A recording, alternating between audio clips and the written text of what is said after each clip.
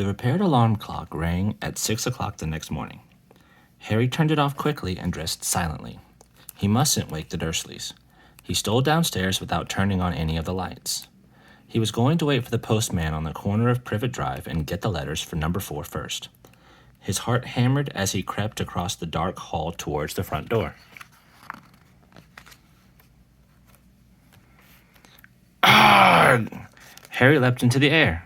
He'd trodden on something big and squashy on the doormat. Something alive.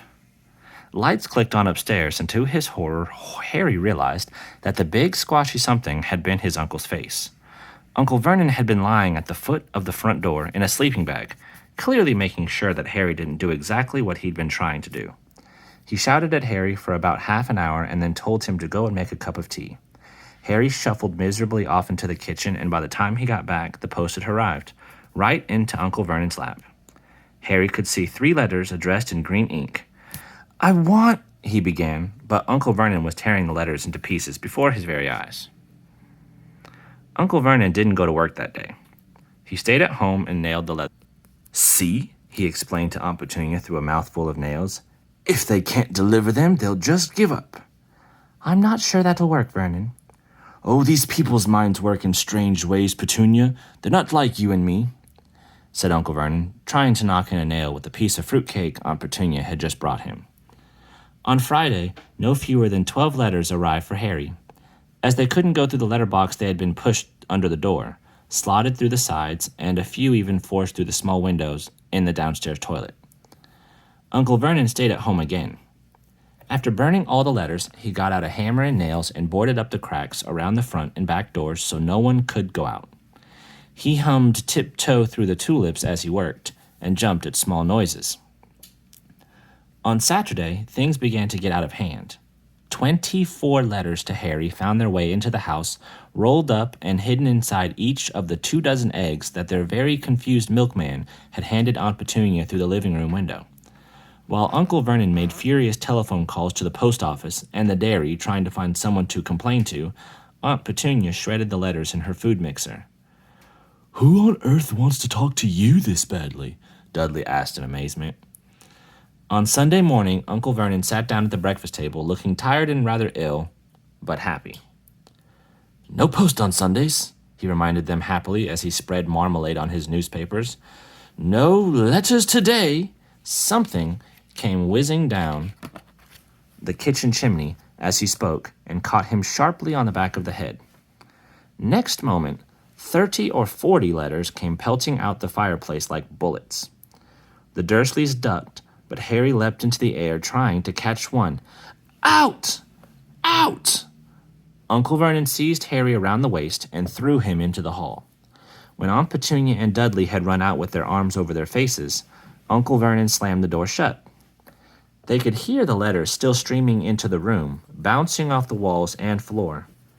"That does it," said Uncle Vernon, trying to speak calmly, but pulling great tufts out of his mustache at the same time. "I want you all back here in 5 minutes, ready to leave. We're going away. Just pack some clothes. No arguments." He looked so dangerous with half his mustache missing that no one dared argue. 10 minutes later, they had wrenched their way through the boarded-up doors and were in the car, speeding towards the motorway. Dudley was sniffling in the back seat. His father had hit him round the head for holding them up while he tried to pack his television, video, and computer in his sports bag. They drove, and they drove. Even Aunt Petunia didn't dare ask where they were going. Every now and then, Uncle Vernon would take a sharp turning and drive in the opposite direction for a while. Shake 'em off," he would mutter whenever he did this. They didn't stop to eat or drink all day. By nightfall, Dudley was howling. He'd never had such a bad day in his life. He was hungry. He'd missed 5 television programs he'd wanted to see, and he'd never gone so long without blowing up an alien on his computer.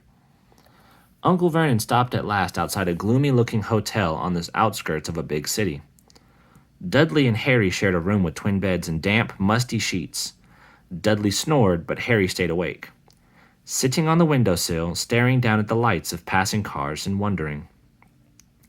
They ate stale cornflakes and cold tinned tomatoes on toast for breakfast next day. They had just finished when the owner of the hotel came over to their table. "'Scuse me, but is one of you Mr. H. Potter? Only I got about 100 of these at the front desk." She held up a letter so they could read the green ink address. Mr. H. Potter, Room 17, Railview Hotel, Cokeworth. Harry made a grab for the letter, but Uncle Vernon knocked his hand out of the way. The woman stared. "I'll take them," said Uncle Vernon, standing up quickly and following her from the dining room. "Wouldn't it be the better just to go home, dear?" Aunt Petunia suggested timidly, hours later, but Uncle Vernon didn't seem to hear her. Exactly what he was looking for, none of them knew. He drove them into the middle of a forest, got out, looked around, shook his head, got back in the car, and off they went again. The same thing happened in the middle of a plowed field, halfway across a suspension bridge, and at the top of a multi-story car park. "Daddy's gone mad, hasn't he?" Dudley asked Aunt Petunia dully late that afternoon. Uncle Vernon had parked at the coast, locked them all inside the car, and disappeared. It started to rain. Great drops beat on the roof of the car.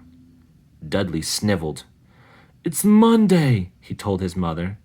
"The Great Umberto's on tonight. I want to stay somewhere with a television." Monday. This reminded Harry of something.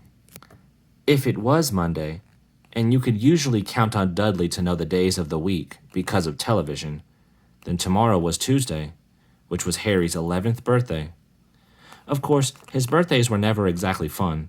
Last year, the Dursleys had given him a coat hanger and a pair of Uncle Vernon's old socks. Still, you weren't 11 every day. Uncle Vernon was back and he was smiling. He was also carrying a long, thin package and didn't answer Petunia when she asked what he'd bought. "Found the perfect place," he said. "Come on, everyone out." It was very cold outside the car. Uncle Vernon was pointing at what looked like a large rock way out to sea. Perched on top of the rock was the most miserable little shack you could imagine. One thing was certain. There was no television in there. "Storm forecast for tonight," said Uncle Vernon gleefully, clapping his hands together.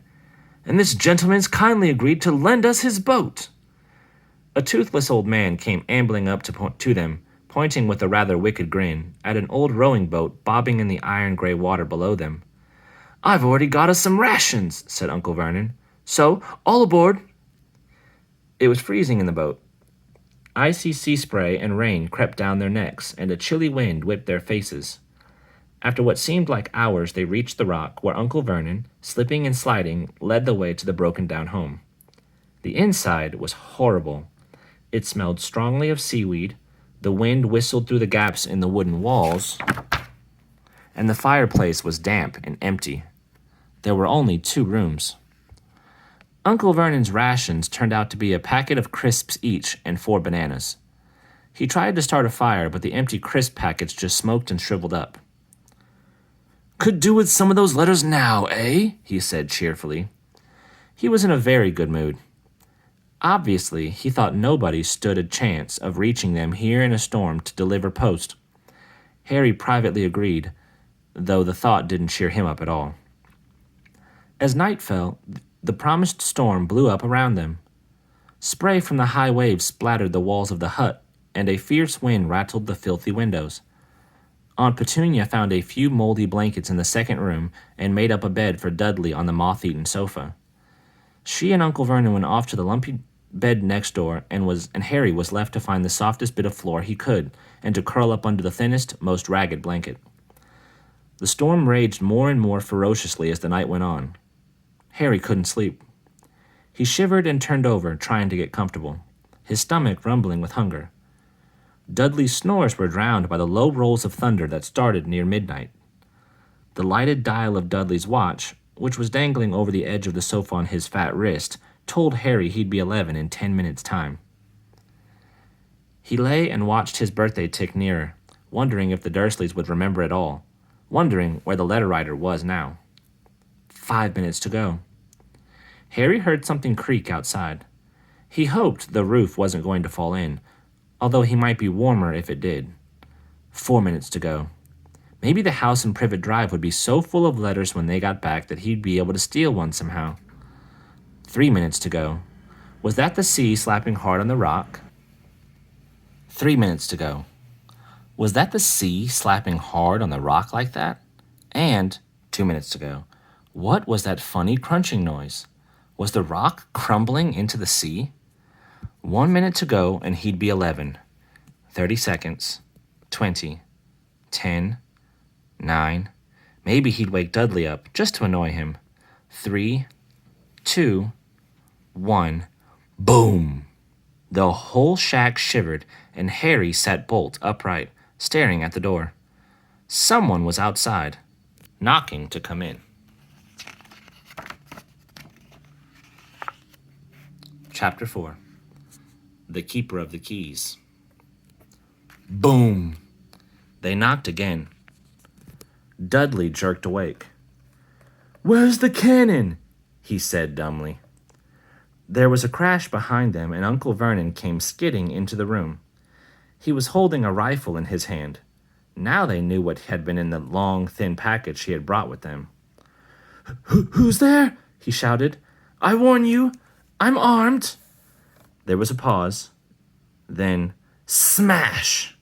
The door was hit with such force that it swung clean off its hinges and with a deafening crash landed flat on the floor.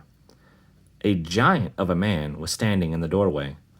His face was almost completely hidden by a long, shaggy mane of hair and a wild, tangled beard, but you could make out his eyes, glinting like black beetles under all the hair. The giant squeezed his way into the hut, stooping so that his head just brushed the ceiling. He bent down, picked up the door, and fitted it easily back into its frame. The noise of the storm outside dropped a little.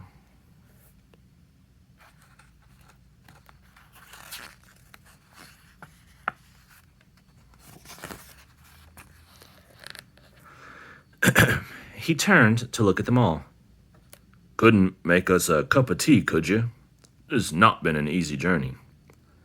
He strode over to the sofa where Dudley sat frozen with fear. "Budge up, you great lump," said the stranger.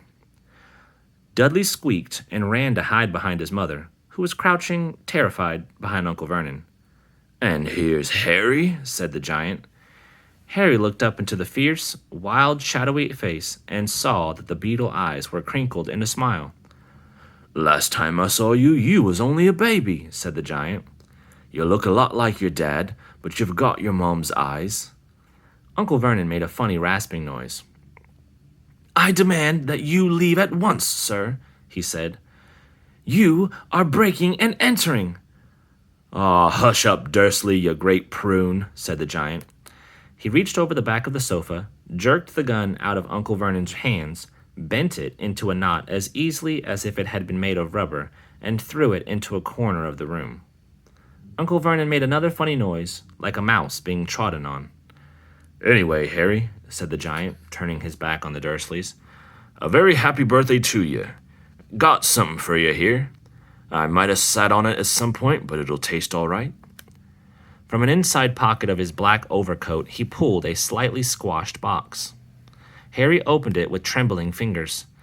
Inside was a large, sticky chocolate cake with Happy Birthday Harry written on it in green icing. Harry looked up at the giant. He meant to say thank you, but the words got lost on the way to his mouth. And what he said instead was, "Who are you?" The giant chuckled. "True, I haven't introduced myself. Rubeus Hagrid, Keeper of Keys and Grounds at Hogwarts." He held out an enormous hand and shook Harry's whole arm. "What about that tea then, eh?" he said, rubbing his hands together. "I'd not say no to something stronger if you've got it, mind." His eyes fell on the empty grate with the shriveled crisp packets in it, and he snorted. He bent down over the fireplace. They couldn't see what he was doing, but when he drew back a second later, there was a roaring fire there. It filled the whole hut with flickering light, and Harry felt the warmth wash over him as though he'd sunk into a hot bath. The giant sat back down on the sofa, which sagged under his weight, and began taking all sorts of things out of the pocket of his coat. a copper kettle, a squashy package of sausages, a poker, a teapot, several chipped mugs, and a bottle of some amber liquid which he took a swig from before starting to make tea. Soon the hut was full of the sound and smell of sizzling sausage. Nobody said a thing while the giant was working, but as he slid the first 6 fat, juicy, slightly burnt sausages from the poker, Dudley fidgeted a little. Uncle Vernon said sharply, "Don't touch anything he gives you, Dudley." The giant chuckled darkly. "Your great puddin' of a son don't need fattening any more, Dursley, don't worry." He passed the sausages to Harry, who was so hungry he had never tasted anything so wonderful, but he still couldn't take his eyes off the giant. Finally, as nobody seemed about to explain anything, he said, "I'm sorry, but I still don't really know who you are." The giant took a gulp of tea and wiped his mouth with the back of his hand. "Call me Hagrid," he said. "Everyone does. And like I told you, I'm keeper of keys at Hogwarts. You'll know all about Hogwarts, of course." No," said Harry. Hagrid looked shocked. "Sorry," Harry said quickly. "Sorry?" barked Hagrid, turning to stare at the Dursleys, who shrank back into the shadows. "It's them that should be sorry. I knew you weren't getting your letters. But I never thought you wouldn't even know about Hogwarts, for crying out loud. Did you never wonder where your parents learned it all?" "All what?" asked Harry. "All what?" Hagrid thundered. "Now wait just 1 second." He had leapt to his feet. In his anger, he seemed to fill the whole hut. The Dursleys were cowering against the wall. "Do you mean to tell me," he growled at the Dursleys, "that this boy, knows nothing about anything?" Harry thought this was going a bit far. He had been to school after all, and his marks weren't bad. "I know some things," he said. "I can, do maths and stuff." But Hagrid simply waved his hand and said, "About our world, I mean. Your world, my world, your parents' world." "What world?" Hagrid looked as if he was about to explode. "Dursley," he boomed. Uncle Vernon, who had gone very pale, whispered something that sounded like Mimblewimble. Hagrid stared wildly at Harry. "But you must know about your mom and dad," he said. "I mean, they're famous. You're famous." "What? My mom and dad weren't famous, were they?" You don't know. You don't know." Hagrid ran his fingers through his hair, fixing Harry with a bewildered stare. "You don't know what you are?" he said finally. Uncle Vernon suddenly found his voice.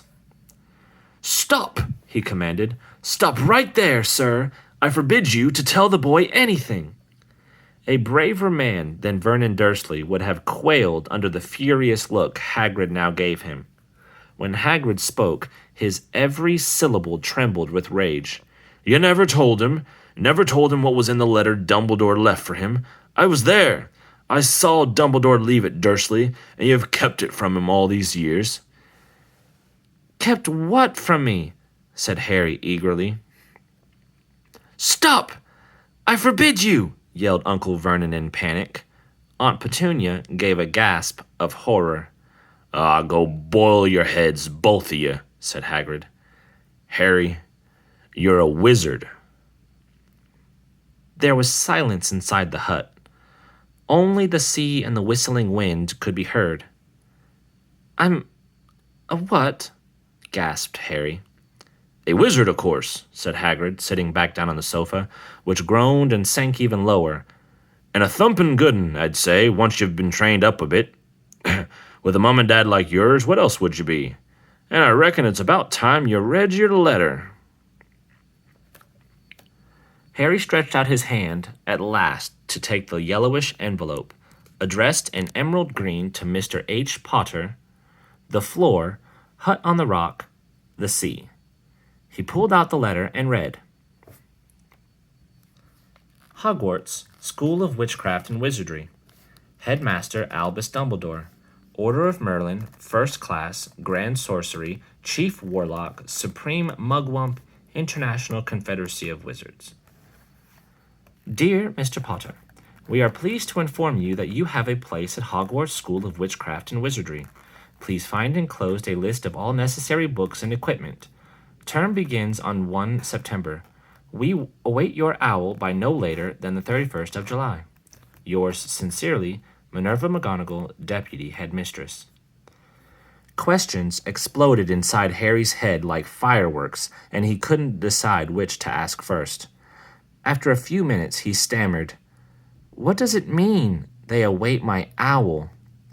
"Galloping Gorgons, that reminds me," said Hagrid, clapping a hand to his forehead without enough force to knock over a cart horse, and from yet another pocket inside his overcoat he pulled an owl.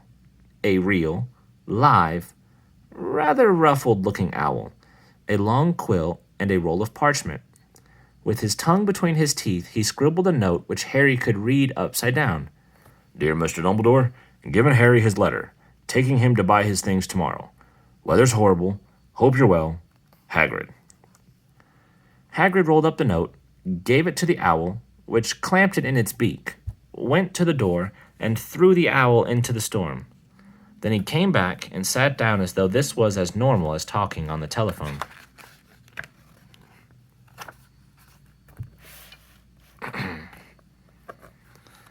Harry realized his mouth was open and closed it quickly. "Where was I?" said Hagrid. But at that moment, Uncle Vernon, still ashen-faced but looking very angry, moved into the firelight. "He's not going," he said. Hagrid grunted. "I'd like to see a great muggle like you stop him," he said. "A what?" said Harry, interested. "A muggle," said Hagrid. "It's what we call non-magic folk like them. And it's your bad luck you grew up in a family of the biggest muggles I ever laid eyes on." "We swore when we took him in we'd put a stop to that rubbish," said Uncle Vernon. "Swore we'd stamp it out of him. Wizard indeed." "You knew," said Harry. "You knew I'm a wizard." "Knew?" shrieked Aunt Petunia suddenly. "Knew? Of course we knew. How could you not be?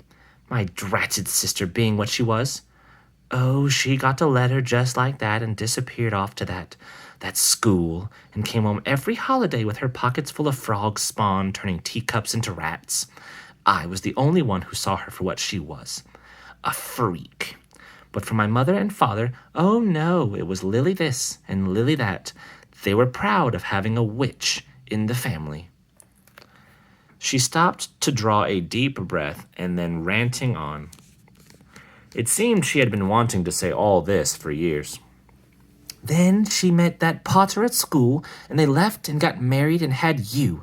And of course I knew you'd be just the same, just as strange, just as abnormal. And then, if you please, she went and got herself blown up, and we got landed with you." Harry had gone very white. As soon as he found his voice, he said, "Blown up? You told me they died in a car crash." "Car crash?" roared Hagrid, jumping up so angrily that the Dursleys scuttled back to their corner. "How could a car crash kill Lily and James Potter? It's an outrage, a scandal. Harry Potter not knowing his own story when every kid in our world knows his name." "But why? What happened?" Harry asked urgently. The anger faded from Hagrid's face. He looked suddenly anxious. "I never expected this," he said in a low, worried voice. "I had no idea. When Dumbledore told me there might be trouble getting a hold of you, how much you didn't know. Ah, Harry, I don't know if I'm the right person to tell you, but someone's gotta. You can't go off to Hogwarts not knowing." He threw a dirty look at the Dursleys. "Well, it's best you know as much as I can tell you. Mind, I can't tell you everything. It's a great mystery, parts of it." He sat down, stared into the fire for a few seconds, and then said, "It begins, I suppose, with a person called, but it's incredible you don't know his name. Everyone in our world knows. Who? Well, I don't like saying the name if I can help it. No one does. Why not? Gulpin gargoyles, Harry. People are still scared. Blimey, this is difficult. See, there was this wizard who went bad. As bad as you could go. Worse. Worse than worse. His name was, Hagrid gulped, but no words came out. Could you write it down? Harry suggested. Nah, can't spell it. All right. Voldemort. Hagrid shuddered. Don't make me say it again. Anyway, this wizard, about 20 years ago now, started looking for followers. Got 'em, too. Some were afraid, some just wanted a bit of his power, 'cause he was getting himself power all right. Dark days, Harry. Didn't know who to trust, didn't dare get friendly with strange wizards or witches. Terrible things happened. He was taken over. Of course, some stood up to him, and he killed them. Horribly. One of the only safe places left was Hogwarts. Reckon Dumbledore's the only one you know who was afraid of. Didn't dare try taking the school. Not just then, anyway. Now, your mom and dad were as good a witch and wizard as I ever knew. Head boy and girl at Hogwarts in their day. Suppose the mystery is why you know who never tried to get him on his side before. Probably knew they were too close to Dumbledore to want anything to do with the dark side. Maybe he thought he could persuade him. Maybe he just wanted him out of the way. All anyone knows is he turned up in the village where you was all living on Halloween 10 years ago. You was just a year old. He came to your house and Hagrid suddenly pulled out a very dirty spotted handkerchief and blew his nose with a sound like a foghorn. Sorry, he said, but it's that sad. Knew your mom and dad, and nicer people you couldn't find. Anyway, you know who killed him. And then, and this is the real mystery of the thing, he tried to kill you too. Wanted to make a clean job of it, I suppose, or maybe he just liked killing by then. But he couldn't do it. Never wondered how you got that mark on your forehead? That was no ordinary cut. That's what you get when a powerful evil curse touches you. Took care of your mom and dad and your house even, but it didn't work on you. And that's why you're famous, Harry. No one ever lived after he decided to kill him. No one except you. And he'd killed some of the best witches and wizards of the age. The McKinnons, the Bones, the Pruitts. And you was only a baby. And you lived. Something very painful was going on in Harry's mind. As Hagrid's story came to a close, he saw again the blinding flash of green light, more clearly than he had ever remembered it before. And he remembered something else, for the first time in his life. A high, cold, cruel laugh. Hagrid was watching him sadly. Took you from the ruined house myself, on Dumbledore's orders. Brought you to this lot. Load of old tosh, said Uncle Vernon. Harry jumped. He had almost forgotten that the Dursleys were there. Uncle Vernon certainly seemed to have got back his courage. He was glaring at Hagrid, and his fists were clenched. Now you listen here, boy, he snarled. I accept there's something strange about you. Probably nothing a good beating wouldn't have cured. And as for all this about your parents, well, they were weirdos, no denying it, and the world's better off without them, if my opinion. As for all they got, getting mixed up with these wizarding types, just what I expected. Always knew they'd come to a sticky end. But at that moment, Hagrid leapt from the sofa and drew a battered pink umbrella from inside his coat. Pointing this at Uncle Vernon like a sword, he said, I'm warning you, Dursley. I'm warning you. One more word.